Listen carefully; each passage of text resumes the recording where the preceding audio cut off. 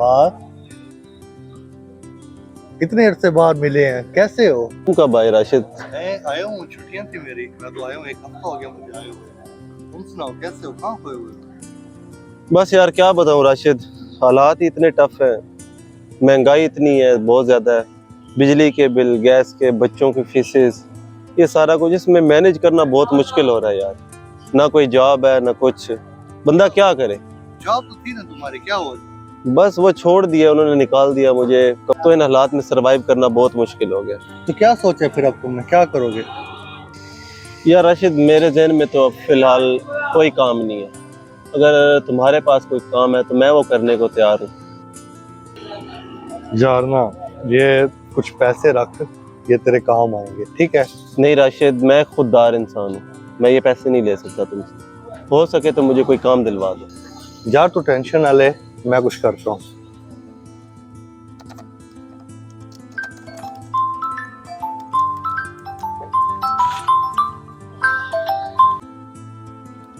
अस्सलाम वालेकुम राना साहब, क्या हाल है जनाब, ठीक है? वालेकुम अस्सलाम जिशान साहब, कैसे हो, ठीक हो? अल्हम्दुलिल्लाह ठीक ठाक, आप सुनाएं, सब खैरियत है? अल्लाह का करम है, ठीक ठाक। सुनाए, काम शाम कैसा चल रहा है? बस जबरदस्त यार, आप सुनाओ, बड़े दिनों बाद याद किया आज। हाँ यार, आपसे एक छोटा सा काम था। वो मेरे एक फ्रेंड है अनवार, उसको यार ना एक जॉब चाहिए, कोई आपके पास है जॉब अवेलेबल? ये हो जाएगा आपका काम, आप बेफिक्र हो जाए। चले, मैं अब आपके बिहाफ पे उसको फिर कमेंट कर रहा हूँ कि आप उसको जॉब ऑफर कर रहे हैं, ठीक है? ज़रूर ज़रूर ज़रूर राना साहब। ओके जी, अल्लाह हाफिज़।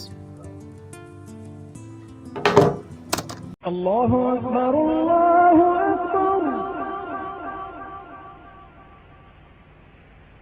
अल्लाहु अकबर, अल्लाहु Akbar.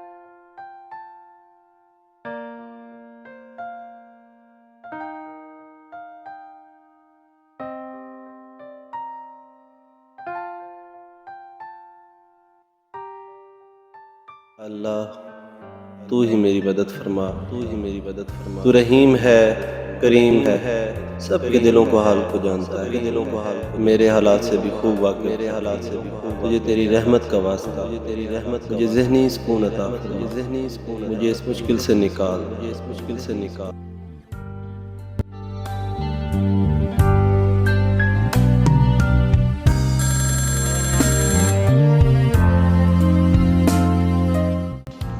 Marulak, you are selected for the job.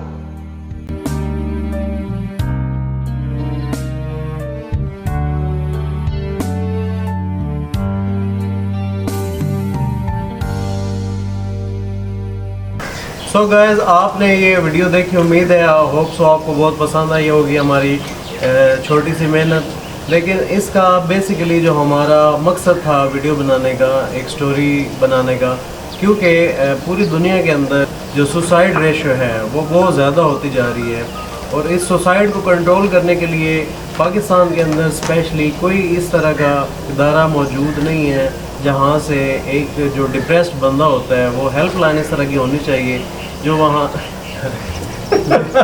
ले ला यहाँ पे कोई इस तरह की हेल्प लाइन नहीं है जो काउंसलिंग कर सके उन लोगों की जो सुसाइड अटेम्प्ट करते हैं या सुसाइड की तरफ मूव ऑन करते हैं। तो मेन रीज़न इसके पीछे जो बिहाइंड द सीन है वो है डिप्रेशन मुख्तलिफ अंदाज में, चाहे वो घरेलू डिप्रेशन हो, चाहे वो प्रोफेशनली जॉब्स के रिलेटेड हो, चाहे वो फाइनेंशियल हो।